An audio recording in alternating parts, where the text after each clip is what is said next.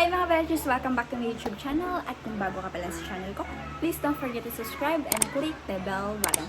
And for today's vlog, hindi po challenge ang gagawin natin, kundi isang tutorial. Yes, tutorial po. At gusto ko madagdagan ng bagong kaalaman ang inyong mga sariwang isip, diwang isip.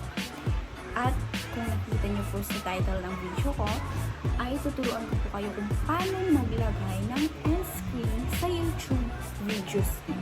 So, ano ba ang gamit ng end screen para madagdagan yung viewers nyo? So, kung hindi nyo pa alam kung paano maglagay ng end screen, just keep on watching.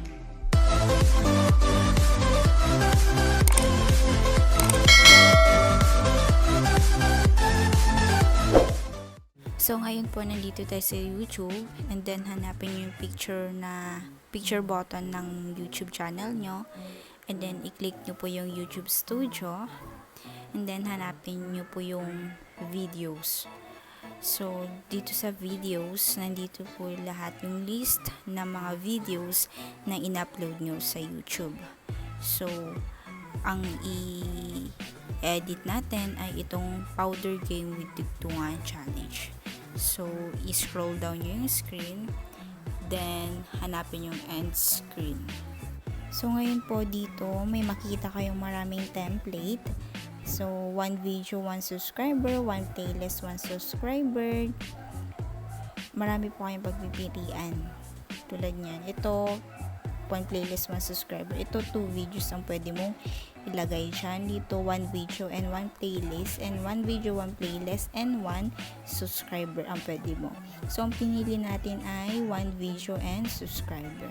So, i-click mo yung video best for viewer and then click mo yung choose specific video para makapagpili ka ng video. So, pipili tayo dito. Ang ilalagay natin ay ang Chubby Bunny Challenge. So, once na nailagay mo na, pwede mo siyang i-drag kung saan mo siya gustong ilagay. Pati yung subscriber or yung YouTube channel picture mo. I-drag mo siya kung saan mo siyang ilagay. And then, i-click natin kung nag-appear siya. So, nag-appear naman siya. And then, i-click, ayusin naman natin kung kailan natin siya gustong mag-appear sa video natin. So, i-drag mo lang yung color blue para sa next video and then yung subscriber naman. Or I should say, dun sa gray pala at sa blue naman yung sa YouTube channel mo. And then, itatry mo siya kung pwede na. So, sorry, medyo mahina yung signal. So, yun, nag-appear na siya. Nag-appear na siya. So, pag natapos na yon, pwede mo na siyang i-save. So, click the save button. Pero medyo maaga kasi siya. Ay, medyo late na kasi nag-appear yung end screen. Kaya gusto ko siyang mas agahan. Kaya inedit ko pa siya ulit. So, itatry ko ulit. So, yun na. Tapos na siyang na-try. Then, after that, click the saved button.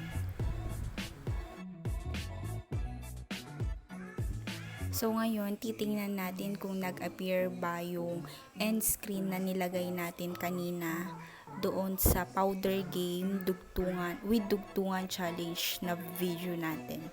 So, ang nilagay natin kanina doon ay yung Chubby Bunny Challenge na isa kong video. So, yun, nag-appear na nga siya.